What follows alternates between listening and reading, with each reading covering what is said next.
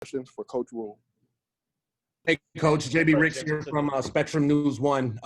Your immediate reaction to Christian McCaffrey and the diagnosis of his injury and him being out for multiple weeks? I hate it for him. I mean, no one wants to be out there and play more than Christian does, but everything happens for a reason. I'm sure he'll rehab. I'm sure he's rehabbing right now. I talked to him earlier today, and I know he'll get back as soon as he can. Matt, just to clarify, what is Christian's injury and how long are you expecting him to be out? He has a high ankle sprain, and I'm not great with timelines. I'm not sure how long it'll exactly be. Did it happen? What was Christian's mood when you out, or did it happen on that touchdown play? Could you repeat that? Did he injure himself initially in the second quarter where he took himself out, or did it happen on the touchdown play in the fourth quarter? Yeah, it happened on the play maybe 2 plays before that touchdown. So I think we ran like a trap, and he ran around the right side. That was the play that happened. Matt, you said you spoke to him. What was his mood when you did talk to him about? I don't want to speak for him. And to be clear, I texted back and forth with him. I guess I say spoke. But he just was giving me a heads up of Hey, Matt, Steve Reed from the AP. I know you don't want to use timelines, but is it safe to say that he'll?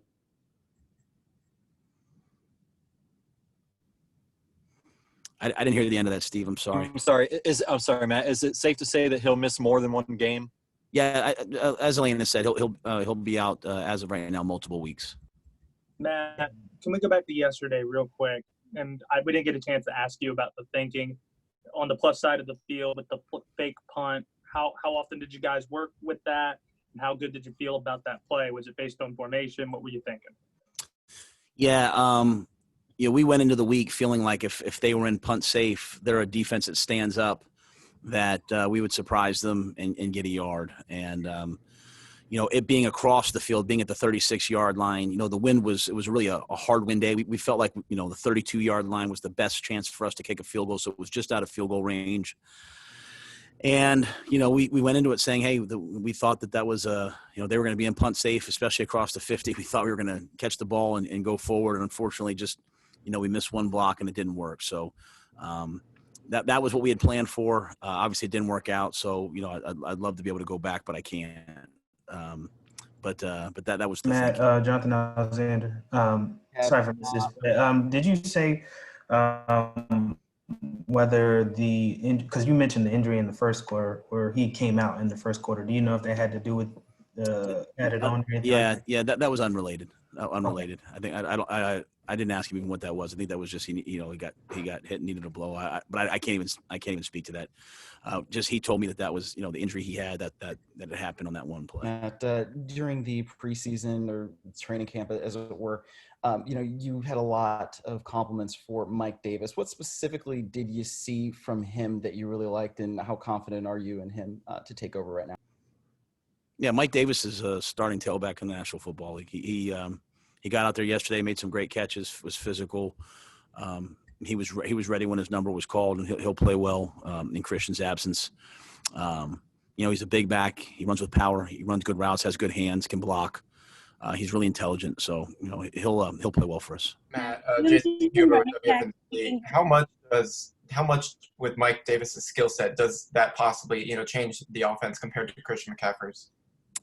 I think we keep doing what we're doing. It's the same. Like I said, Mike can run the football. He can block, and he can catch the ball in the backfield. So, when he went in there, we didn't change what we did yesterday, and he made the most out of his opportunities, and I'm sure he'll do the same thing next week. Do you envision IR being a possibility for Christian at this time? I don't. And just I don't know. I haven't thought of that though. I can't speak to that. Okay. And just with the depth at running back, would you obviously see bringing Reggie up from the practice squad, or how would you envision you guys dressing the position at this point? I think we're addressing that right now.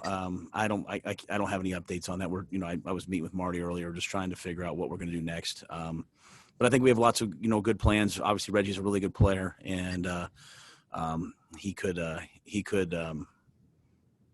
step in right away, and I think can help us. So we'll meet on it today, and hopefully have a plan formulated before Wednesday's practice. Matt, whether you're 2 You're or going to have a lot 0 of and 2, challenges this obviously season, losing someone like Christian is a very big deal. You'll have to start over. There were two people. I couldn't hear you. I'm sorry. I'm sorry. Whether you're 2-0 or 0-2, obviously losing Christian is a very big deal. Is there any way that you can actually put into words what losing him actually means to you guys? Yeah, I'm not going to go there. I just, I care about our players beyond just football and beyond just winning. So when a guy gets hurt, whether he's a really talented player or a guy that, that's just hanging on, as the 53rd guy, I hate to see it. And, Christian's a special player, but even more so, he's a special person. And I know how badly he wants to be out there for his team. And after the game, I mean, he was upset that he wasn't out there to help us, at the very end. So, this is the National Football League. Hopefully we get AK back this week. Hopefully we get, some other guys back this week. Guys have to step up when their number's called, and I have a lot of confidence in Mike and in Reggie and anybody else that we bring in. Hey, Matt, Skylar with Sports Illustrated. You talked a lot about the team's toughness in training camp, and through the first 2 weeks, they were down double digits into the second half and battled back. Do you think that this is a pretty positive sign for such a young and experienced? Absolutely. I mean, we have tremendous competitive toughness. I thought the first week, I thought we played well enough on offense to win. I thought this game, I thought we played well enough on defense to win. I'm not saying we played great on offense. I'm not saying we played great on defense, but well enough. And we just have to put a total team effort together. And it's coming. It's on the way. You see lots of positive things. You also see some things that have to get corrected. And as I said last week in the middle of the week, to me, it's not about just winning or losing one game. I mean, I die with every loss. I can promise you that. And I love to win. I know our guys do too, but we're just trying to build something, and we're trying to build a way in which we do things. And so I love the fight. I love the moxie. I love the toughness. Now we have to understand that we're never going to turn the ball over 4 times and probably win. That's just not going to happen. And so those things have to get corrected, and we'll go back this week, and it's just game 3. And I think, there's a lot to build on, though. Dave, you said before the season that y'all are building this offense around Christian McCaffrey, but with him out, do you build it around now Teddy? And is Teddy strong enough at quarterback where he can carry your team, or what has to happen there?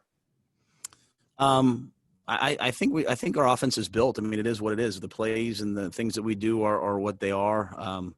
We've had some real production out of Robbie Anderson. DJ's done some really, really good things. Teddy threw for 370 yesterday. So, I think we have to eliminate the negatives, eliminate the turnovers, build off the positives. And, I don't think we can go back and redirect what we're doing. I think we just have to go out there and play. And to answer the second part of your question, I have full confidence in Teddy. He's in his second game with us, and down 21-0. We have the ball with a chance to go win the game, and so everyone will get better all around, and we'll just continue to grow. Hey, Matt, as competitive, and this is obviously down the road, but as competitive as Christian is, he's going to want to get out there as quickly as possible. How do you balance kind of the long-term situation versus knowing how badly he's going to want to get back out? Just let the doctors and trainers, and the medical people do their job. They'll do everything with his best interest at heart. And you're exactly right. Christian's a tremendous competitor. He'll want to be out there this week, but we have to let the medical people do their job and let them say when he's ready to return to play.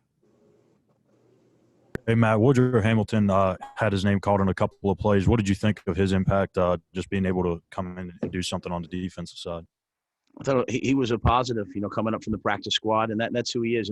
He was put on the practice squad. He's a veteran player, but he's continued to work every week, and he's continued to try to get better every week, and I appreciate that. So I was proud to see him go out there. I'm proud to see him make some plays, and we'll look to see how his role improves as we move forward. Matt, decision to have PJ Walker as the backup quarterback this week.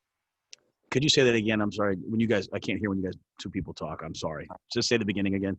PJ Walker, what went into the decision to have him be your backup quarterback this week? I think we thought that we knew that it would be a high pressure week. The Buccaneers are all right, pressure defense, get after the quarterback, blitz, twist, and I think that we felt like his mobility versus that pressure, if he was called into action, would be utilized. So I think it was more of a not really schematic, but really just a skill set. Just knowing that he can scramble and kind of move and make some plays with his feet, that might be needed in a game like this. Matt, I know sometimes it's difficult to give immediate impressions after a game, but now that you've had a chance to look at the films, did anything stand out, negative or positive, from yesterday that really jumped out to you? I just obviously, and that's such an obvious statement, but just the turnovers and then the penalties on defense. The extending drive penalties. I think it's 4 or 5 times we stopped them on third down and a penalty extended the drive for them. Versus Tom Brady and those guys. I mean, you can't do that. So that's also kind of a positive to me that coming off of last week where we weren't able to stop the run, where we weren't able to get off the field. I mean, we did get off the field, save those penalties. And, I think we held them to 32 yards rushing in the first half. So we didn't have great rush defense the first week. It was better until that last drive, that ball popped. So what we want to see is from the first game to the second game, hey, did we improve in these areas? I think offensively, we just have to get to the root of why did we have these turnovers? Why, because it's never really quite what you think, right? It's a missed block here. It's a guy running the wrong route, or it could be many different things. And so I think for us, it's we know we can't have the penalties. Now we have to get to the business of eliminating those things. And as I said, before, what we want to be is a head coach who comes in and says, hey, I need to do this better. An offensive defensive coordinator and coaches who say the same thing, players who say the same thing. And if everybody just gets a little bit better, then we make a huge step as a team, hopefully from week 2 to week 3. Are some of those penalties things you accept, though, when you start such a young defense and have rookies out there? I think about Derek's 15-yard penalty on the early drive and the illegal hands to the face. Are those things you look at as a staff when you start younger players that you kind of have to accept at least early on? I told Derek, because Derek cares greatly. I had him come meet with me this morning, and I told him, I said, forget the penalties. I mean, he's 335 pounds, whatever he is. He's running 20 yards down the field, and he can't stop. He lands on the guy. Like I said, try to get rid of it. But he's playing the way we want to play. I mean, he's making plays 10 yards down the field, 15 yards down the field. And he's going to get doubled a lot in pass protection. His name won't always get called, but he's making plays down the field. So I think when penalties are made out of elite effort, we have to just kind of deal with it. I don't think it's anything about young or old. I mean, that maybe to an extent, but we're just a little bit grabby in pass interference. We have a tendency to grab, and we just have to play with a little bit more confidence to go attack the ball. But the aggressive penalties I can live with. I can definitely live with those. Matt, you had another really, really long touchdown drive yesterday, 93 yards, like 13 plays, I think. Week 1 as well. How encouraging is that to be able to string those long drives together as sort of a sign for the future, I guess? Yeah, I mean, we when we don't beat ourselves, we're a pretty good group, and so it's just about eliminating the things that are causing us to lose, eliminating the negative plays, and then you have great drives like that. And even in that drive, I think we had to overcome some self-inflicted wounds. So, you see the signs of, hey, we have a chance to get where we want to get to, but there's some things we have to eliminate, and it's just a total team, franchise, program, cultural thing, right? And it's hard in year 1 because guys are trying to, everyone's trying to figure out, like, what's expected. Do I really want to buy in? Is it really going to work? It's hard. But when you see, hey, this is what we're capable of when we do things right, if everyone won't do what they want to do, but will do what they're supposed to do, then we have a chance to be really good. And that's what I saw when I looked at those plays. Hey, Matt. Hey, we'll take – this will be the last question, Josh. This will be the last question. Sure. Christian was one of many players across the league to get injured yesterday, have kind of those soft tissue injuries. Do you chalk any of that? Do you think any of that might have had to do with the lack of OTAs, the lack of minicamp, the ramp up? Obviously, we know the way that Christian takes care of his body, but to see this many injuries across the league, do you think there's some sort of relation there? I can't speak about the other ones. I'm not sure. We had we had Daly high ankle sprain or whatever ankle sprain in the last scrimmage. KK foot last week. Christian had the high ankle. So I don't think when it comes to ankles and high ankles, I think that's more of a contact injury, if that makes sense, or more of a foot in the turf injury as opposed to like a true pulls and all those things. So I think his was just playing football and being a running back in the NFL, and those things are going to happen, unfortunately. So I attribute that more to those things. I did see the stories about things around the NFL. I just probably don't know enough to give a educated opinion. All right. Thank you very much, Coach. Yeah. Thanks, everyone.